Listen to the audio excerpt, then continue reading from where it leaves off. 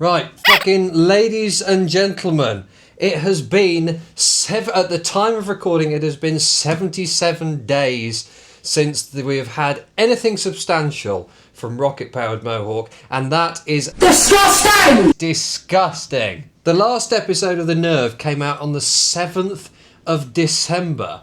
Jesus Christ, see you're a fucking omni-shambles, that's what you are. You're like that coffee machine, you know, from bean to cup, you fuck up. And the last time that we had anything on the YouTube was like 3 months ago. 2 or 3 months ago. The Lando Norris one, which had a lame title. So I've decided to take matters into my own hands. Sorry, let's back him up again. Start from the beginning, sorry. I have decided to take matters into my own hands and have converted my typical workday office in the garden into something slightly more schizophrenic in the manner of which we are used to. It's blowing an absolute fucking gale out there, and it smells like shit because the farmers are moving silage and shit around, and so it absolutely fucking stinks in here. But I'm going to persevere. And I'm going to see how difficult it is to do one of these broadcasts and get it out before RPM can get the next Nerve out or the actual awards. Now, I know he does a lot of stuff with the awards. I know it requires a lot of editing and a lot of fucking about, and that's fine. But the Patreon has not been happy. The RPM chat is not happy one bit. Let's fucking, right, hang on a minute. Let's get some of the messages up from the last 2 days. Rocket-powered Gorlock, you're lucky you still have members with your bipolar uploading, but many thanks for coming out of the nonce van and talking to us rather than grabbing the kiddies. Fair enough. Harvey Price, rather impressed by that. Nobody fucking cares what you say right now, just play the fucking video. Fair enough. Fucking get to work, you spasticated mongoloid. I hope you get a fucking carer to teach you how the calendar works, you illiterate, retarded, dyslexic, dental, funny, loving cunt. Lots of love. Post you nonce from Rocket Powered Dildo. Where's the full shaft? I agree, KK. Luckily only 2 Ks. Where's the full shaft? I have not had a full shaft in, as I said, 77 days we've not had a full shaft. We've had a little bit of tip. I need shaft and I need it now. Full shaft required, bastards. Where is the video? It doesn't take 4 decades to edit a single video. Are you busy stuffing your ass with Play-Doh? What is the hold up? We want the full shaft, you rotten minge. Agreed. Post a Nerve, you cum stain Hitler. Emergency broadcast or gay from Dr. Hans von Marco. I'd love to know what is going on in that fucking bungalow. I know what's going on in that fucking bungalow. Do you remember a while ago he did a video when he was moving a lot of sand around? He was moving a lot of sand around for the construction of his garden shed, and then proceeded to not show us how the shed was actually constructed and then just carry on with his videos. I don't think he was building a garden shed. There was far too many. He's got spades, sand, bits of wood, breeze blocks. He's got everything going on in that fucking bungalow. I reckon we're dealing with a Joseph Fritzl style scenario here. I think RPM is actually building a dungeon under his bungalow in the Midlands. That is what is happening. He is building a Joseph Fritzl style German, no, he was Austrian, wasn't he? Austrian dungeon for who? That's the question. Another point. He disappeared at roughly the same time that Bonnie Blue tried to hit their 1,000-man record. Disgusting! Now stay with me here, because... Where's my baseball bat? There we go. Maybe he had something to do with it. You are a fucking retard. Right, when did they try and do that? Let's do some proper investigative journalism, as he likes to say. Right, hang on. A few moments later. Bonnie Blue, 1,000 people. 1 hour later. Okay, 7 days ago, that's an article. Okay, that's not... So it happened at some point in January. Journalism, exactly around the time that RPM went missing, when he disappeared. So, maybe there's something to do with that. Maybe he was involved. Maybe he was at the front, or worse, the back of the Bonnie Blue 1,000-man line. I'm actually tempted to kind of do a version of this. Maybe not for Formula One, but maybe like cars in general. Maybe like the bigger automotive theme, rather than just focusing enough on F1, because quite frankly, he has got his hands full when it comes to F1, because with the F1 Twitter and all the news that goes on there in general, he's probably got his work cut out sorting that out. So I feel like it is on us to create our own channels, to create our own bit of schizophrenia in our own garages, where we spend an evening getting pissed on cheap wine with far too much red wool around the joint and sellotape and just random bits that I've taken off the internet, printed off the internet on the home printer, rinsed my fucking ink to do it. I think it relies on us for us to set up our own place and just do it ourselves. I pay £2.50 a week or month or whatever it is. What is it? How much do we pay? I forget. Where's this little bastard got? How do I find out what I'm paying? Yeah, £2.50 a month. I am a Mohawk sympathiser and I'm running out of fucking sympathy. Bastard. All of my videos come out here first before the Commonwealth Pig versions. What videos? There's nothing here. It takes 2 minutes for him to, like I have, get a camera, stick a microphone on the side of your head, or the one that he has here, his proper mic, and just talk some bollocks for 45 minutes. No editing required. That's the point of a podcast. He should stick a microphone in the rocket van and just drive around Sheffield, or whatever the fuck he does during the day. Whatever he does, because he is building a Joseph Fritzl style underground lair for Bonnie Blue and Lily Phillips, who he has managed to get pregnant.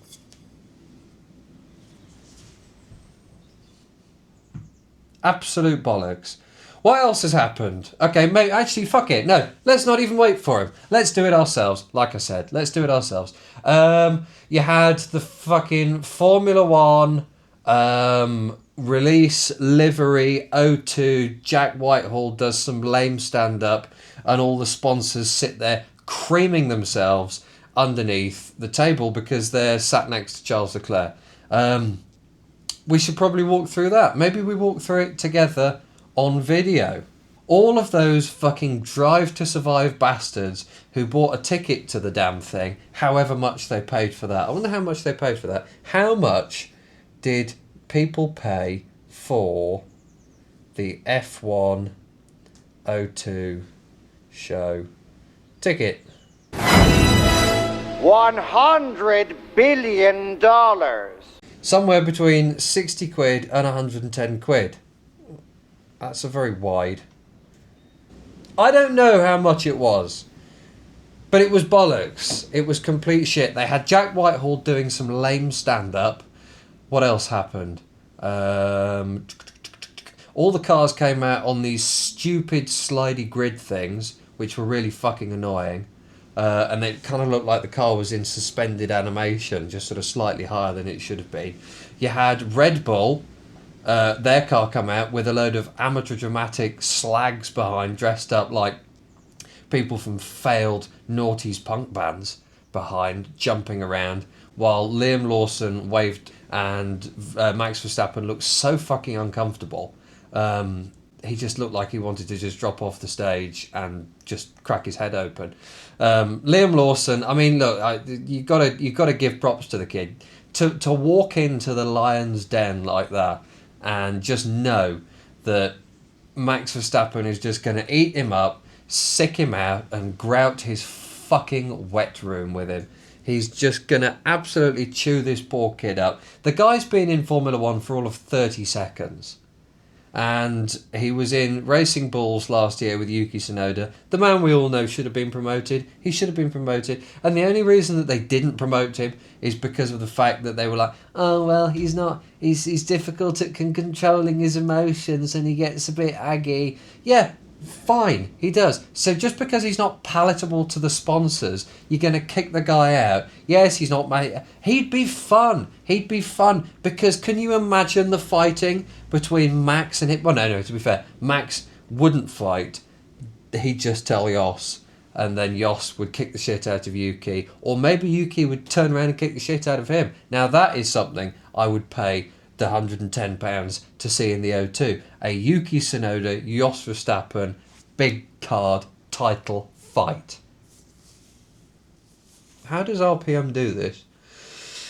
It's taking a toll on my mental health, and I've been doing it for like 5 minutes. And I've destroyed my fucking office.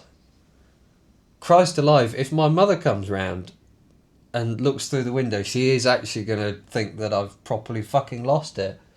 Maybe I have. I have lost it. And the reason I've lost it is because we've had no nerve. We've had no content from Rocket Powered Mohawk. And it's the gathering, it's that gathering of lunatics that exists on the Patreon that just keeps me sane during the workday week. So what else happened on the 75th anniversary show of Livery Bollocks? A few moments later. F1 75 highlights. We can watch it together. All of the fucking Drive to Survive and fangirls who have just parked up there in a desperate attempt to see Charles Leclerc, and they do. Did you ever see the photos, those memes that came out of the photos of the cinemas after 50 Shades of Grey was shown in cinemas, when they left behind like the popcorn cups and the drinks and all that sort of stuff. But then when 50 Shades of Grey was on, there were like cucumbers, the Louisville Tiny Slugger, carrots, aubergines for the bigger ones, and just disgusting shit. I reckon after Charles Leclerc walked out in his tight new race suit with Lewis Hamilton, I reckon that all of the F1 fangirls just got up and fucking left. Probably the same thing for Lando too. Got up and fucking left all of the cucumbers and the carrots and the fucking aubergines and courgettes behind, a prize-winning fucking marrow that size, after they finished watching them. Because that's what they do. They're sick. They're sick people. They are sick. The Lando Norris and the Charles Leclerc fangirls, the people who just cream themselves every time they get out the car and then sort of brush their hair like that. They just cream themselves. All of those people have just left the most horrendous scenes up in those seats. And then Jack Whitehall, how much was he paid for this bollocks to turn up here? And then, of all people, when it comes to the whole F1 FIA not allowing people to swear in the car bollocks, they go and interview Gordon Ramsay. Gordon Ramsay, of all people. The man has built a very good fucking career off swearing. The man has a limited collection of Ferraris, and he drives an Aston Martin Valor, which is like one of 3, and they go to him for comment about swearing. He had a show called The F Word, for Christ's sake. So they go to him for comment about the FIA swearing ban and general fines that they're going to give if you start swearing in the car. And then they expect him to not say anything. He's sat there with Stefano Domenicali on the same table as him and all the other FIA people. And then Jack Whitehall goes, "Oh, Gordon, what do you think about the lack of swearing this year and the fact that they're going to be punished?" And then he makes the very good point, which is the same point that every fucker has made, that they are high-performance athletes pulling 9Gs and doing 200 miles an hour down long straights. So when the shit hits the fan, they're going to swear. And the speed in which they cut the microphone when he said shit is pathetic. It's pathetic. People in the crowd, if they're 7 years old or 10 years old, understand the concept of the word shit. It is not that fucking hard to understand. What else happened in this complete bollocks? Stake F1 team came out to some complete horseshit. Mattia Bonotto looked like he was wearing a fucking bomb vest underneath. Don't know what he's got going on underneath that shirt. Yeah, they just looked massively awkward because they know they're just going to sit at the back of the grid the whole time. Everybody's creaming themselves over Williams because they reckon that they're back. Williams are back. Carlos Sainz has spent 5 minutes in there and then all of a sudden Williams are back. Bollocks. Absolute horseshit. They might make some decent progress and they're probably going to be featured more often in the points. That's literally it. Stop fucking creaming yourselves. What else happened then? They had Isaac Hadjar and Yuki Tsunoda very badly taking off the cover of their car. All of the others, they took it off from the top, and then they just got Yuki Tsunoda, the shortest one. And then this bollocks. Look at this shit. Who the fuck is the guy taking the selfie when he says, "Short Kings Assemble"? Fuck off. It's just complete corporate bullshit. Absolute fucking bollocks and a massive waste of time. A cynical marketing exercise by the fuckers at Liberty Media who are just determined on destroying the sport.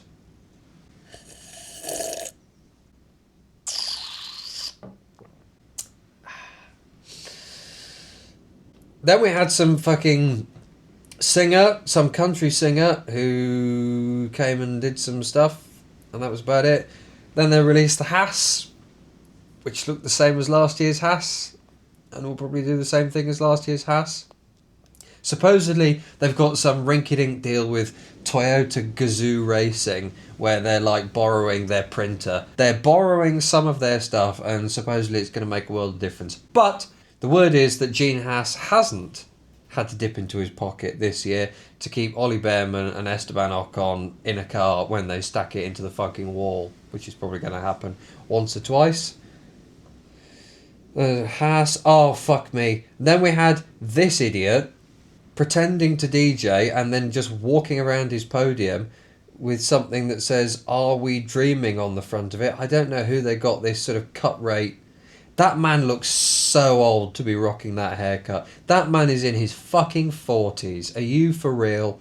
He is far too old to be a DJ. When you're getting old as a DJ, it's a young man's game. If it's anyone's game at all, it is a young man's game. It is not for someone who's still rocking frosted tips in 2025 and they're on the verge of collecting their fucking pension. When you're a DJ and you wake up in the morning and your back hurts, it's time to hang it up.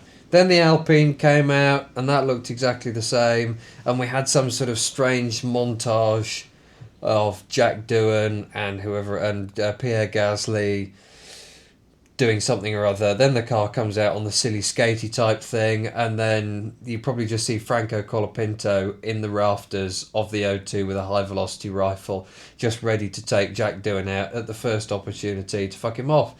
So yeah, that was it. They've re-signed with something called ENI, which I kind of remember from Flavio Briatore days. Oh, fuck me. Oh, yes.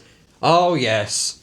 Then Aston Martin show up, and they come on with a fucking, what was it? The World Is Not Enough James Bond themed opening sequence, and it absolutely slapped my puss. It was fucking awesome. I'm such a fangirl for shit like that. That is just fucking epic. And then all of a sudden they appear at the top of the what's-it, looking awkward as all fuck. But it does look in that, I couldn't help but notice, it does look in that image like Fernando is actually sporting a massive schlong, which is fair enough. And then Fernando comes out and says, "Now you've seen the best looking car of the day, enjoy the rest of the show." So he was obviously having a dig at everyone else because it's not changed. None of them have fucking changed. None of the liveries have changed substantially from last year. They're all basically the same. And Aston Martin were going to be no different because it's always green. Then the Mercedes comes out. What happens to the Mercedes? That's fucking bollocks as well. That looks exactly the same. George Russell, Osama bin Russell, and Tiny Senna, Baby Senna. He is fucking young. He is tiny. So that was a fucking Massive waste of everybody's time. Then Lewis comes out. They did a nice tribute to Enzo Ferrari, to be fair. I will give them that. That was a nice little tribute to Enzo. Then the car came out. Probably the car that actually looks quite good and made a proper difference this year. They put some white on it, so it just looks like the Alfa Romeo of a few years ago. And then, yep, sucking off HP a bit more as their title sponsor. Did he just touch Charles Leclerc's arse? He just goosed Charles Leclerc.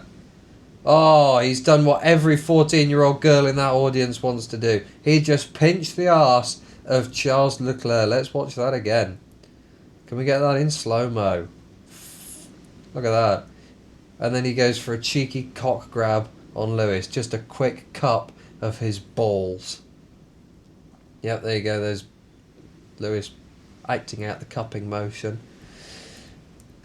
And then we had fat Gary Barlow, who's obviously put a little bit of weight on, and they'd managed to pour him into a leather jacket, in which they came out and sang. I can't even remember the name of the song. It was so fucking long ago. So yeah, they dusted off Take That for a change, and then that is literally it. And then Jack Whitehall wraps it all up with a load of bollocks, and then goes and gets out of his shiny suit, and that was 300 quid to go and see that, and I've watched 13 minutes of highlights and had more fun talking to a fucking camera lens about it than I would have actually going and seeing it. I could have gone around collecting cucumbers though after from the floor. Got to get your veg in, I suppose.